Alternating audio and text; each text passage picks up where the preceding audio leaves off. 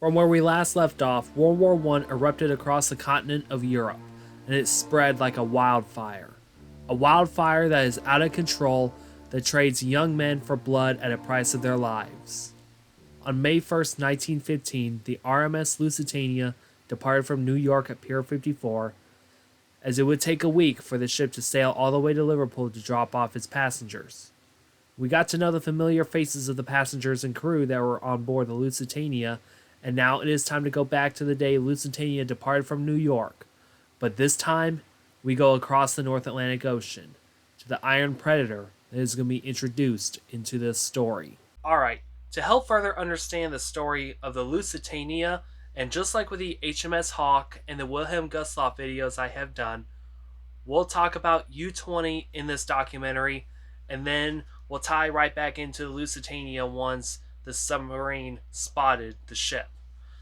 So, in this part, we're just going to focus on U-20, the Predator, and the cause of the Lusitania sinking. Now, also keep in mind there are two different sources I use in this part, such as Eric Larson's Dead Wake book, and another one will be the log book from U-20, to which I use for this one and the next one, and throughout Lusitania's sinking. Now, legally, I am not allowed to show the said document of the war log from U-20 by Captain Walther Schwieger, but it is copyright and protected by the Imperial War Museum. But I can use it for a reference, so if you actually do see a note on the bottom of the screen, like right here, you're going to know that source that came from the Imperial War Museum, and that source is the War Diary.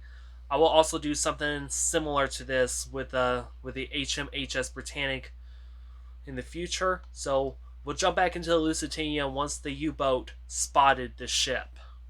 U-20 is a German submarine built for the Imperial German Navy.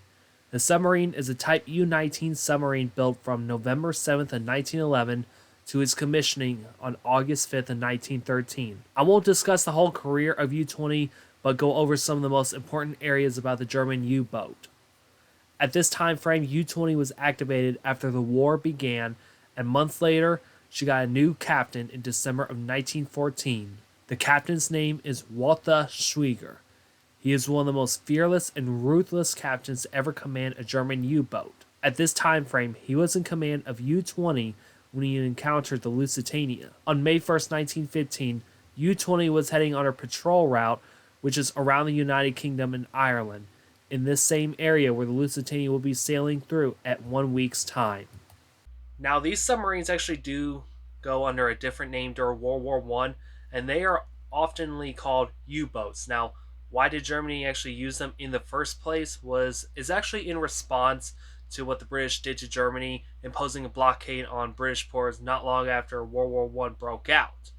However, the British actually formed massive blockades basically surrounding the German ports, and why they did this is to severely limit Germany's ability to trade with other nations, and the British would actually hope that this would actually starve Germany into submission and end the war early.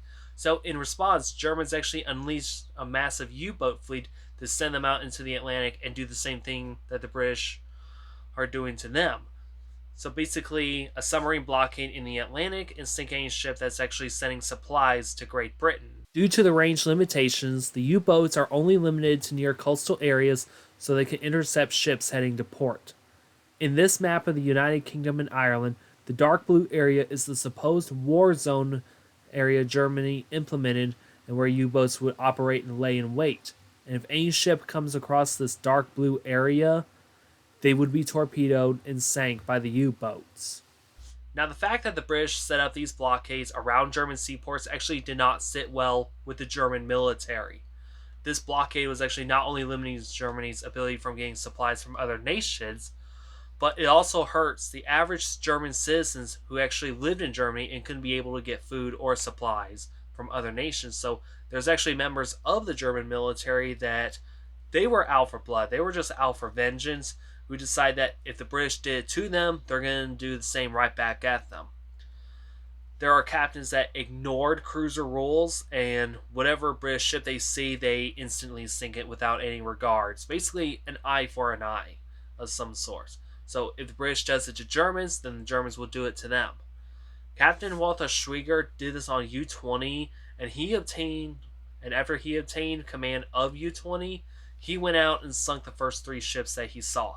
And these were actually small British civilian merchant ships. And Captain Schwieger actually quickly gained a reputation for being a ruthless submariner. In February of 1915, U-20 spotted another ship, and upon further inspection, Schwieger realized that this ship is painted white on its hull with painted red crosses. This signifies the ship's status as a hospital ship, and this ship is the HMHS Asturias, heading to Le Havre. Schwieger did not care as he took U-20, took it to a position, and fired a torpedo at the ship. Although the torpedo contacted the hospital ship, but it did not detonate.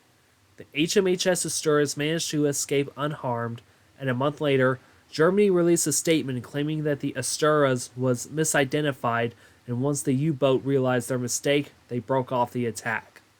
HMHS Asturias was 15 miles northeast of Havre, France, when the attack happened. Now, the fact that U-20 tried to torpedo and sink a hospital ship actually made pretty big news, and it actually did not even sit well with Germany as well, and basically everyone in the outside world lost sympathy for them.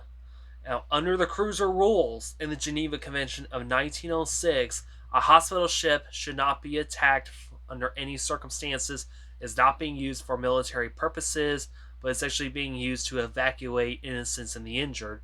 The fact that Schwieger and Germany did this did not sit well, and even Schwieger's superiors, they were shocked he would actually do this. Even though Schwieger is ruthless, among his crew would call him a good captain with a good sense of humor. He would travel with his dog on board, and in fact, this would even put U-20 in a weird predicament, as this would happen when U-20 stopped a French ship named the Maria de Melenos, as Schwieger chased the ship down and even fired a couple of warning shots at the ship as it started running away, and Schwieger did follow cruiser rules for this occasion. After the vessel stopped, he ordered the crew of the ship that he will sink the vessel and need everyone off the ship as possible. The crew complied and got away from the Maria de Melenos, as Schwieger ordered his gun crew to sink the vessel once the ship was fully evacuated and the vessel sank. Schwieger would rather use the gun on the submarine rather than the torpedoes because he likes to use torpedoes for his best targets. So, after the ship sank, a box started to float towards them, and inside this box is a dog, and U-20 actually managed to rescue the dog. Now, what actually came next for Schwieger, it was actually a big surprise. You see, Schwieger's dog is a male, and the dog they recovered is a female, so basically the female dog became pregnant and bore 4 puppies. Since 6 dogs is actually too much for a U-boat, the crew on U-20 dispatched other U-boats to their location and gave away 3 puppies to other U-boats. Rudolf Zenter, who was actually a crew member on board U-20, slept one in his bunk, and next to him is a torpedo. Now, this next story happened while U-20 was on patrol. While out at sea, Schwieger noticed these 2 buoys and actually continued forward, and he assumed that these buoys actually had no purpose for them. Now, as U-20 actually passed through these buoys, they heard a very unsettling sound, like something was grating against the hull of the ship.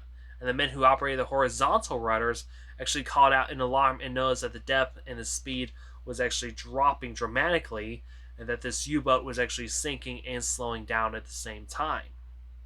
As the U-20 got dragged to the ground by this unknown cause, Rudolf Zenta climbed up onto the conning tower and observed through the porthole, and what he noticed is a crosshatch of chain and cable. What happened was that U-20 passed through the buoys and contacted an anti-submarine net and got dragged to the sea floor. Now, depending on the depth, the pressure would also crush and kill anyone still inside the sub. But at a depth of 100 feet, this will not be an issue. The crew figured out what to do next, and then suddenly the next sound they heard was unsettling. The crew described it as a shrill, angry buzz, a propeller from a British destroyer, the HMS Donnerwetter. This ship can move at a speed of 35 knots with a bow like a razor-sharp knife. And keep in mind that this is actually pre-radar and pre-depth charges. So this destroyer ship actually has no way of tracking U-20 and the crew. And Schwieger ordered U-20's engines to go full astern, and the sub worked her way out and then ordered ascent to cruising depth, and Schwieger ordered a zigzag course, and the destroyer actually still followed them. The pursuit continued, and Schwieger wondered, why is this destroyer actually still following us? As darkness fell, the propeller from the Donnerwetter grew faint and faint until it was no more, and Schwieger ordered the sub up to make sure no threat was around and continued on. He would be lucky though, because next time, the British would have been hanging pods of explosives. He wondered why the destroyer followed them, and it turns out that the sub still had a piece of net on them, which is tied to a steel cable to the buoy, and the destroyer would match speed and circle around the buoy to see what the sub would do next. The next story happened on May 6th of 1915 as U-20 encountered 3 ships and sank 2 of them while off the southern coast of Ireland. Captain Schwieger is now faced with a dilemma. At this point, they are running low on fuel and torpedoes. He needs to keep 1 for the journey home, and at this time they only have 3 more left and could spare 1 more for 1 more attack. He was told by wireless that the Lusitania would be sailing in the same area as they are operating and patrolling within the next day. Schwieger would stay in the area for 1 more day to see if they can find the Lusitania. It is now May 7th, 1915. Captain Schwieger and the crew of U-20 did everything they could do to find the Lusitania before U-20 can leave the area. While they are doing this, they spotted a military ship coming towards them, and this ship is the HMS Juno. Schwieger dived the sub into a firing position, but the problem is that the HMS Juno is too fast and its movements are too erratic, and the course of the Juno made the ship too difficult for U-20 to hit. Schwieger decided to not launch the torpedo and try to get U-20 into a better position, but this never happened, and the Juno sailed over them and kept going. Schwieger tried to follow the Juno, but the ship was too fast for them, and after the Juno was out of range, Schwieger surfaced the sub, and he is livid and frustrated as he would set a course for home. As he did this, in the afternoon, his crew were looking around with binoculars to try to spot the Lusitania, and then another vessel appeared on the horizon, this time with 4 funnels and 2 masts appear. In the next part, we will set the stage of the torpedo strike on the Lusitania and what happened in the beginning minutes of Lusitania's demise.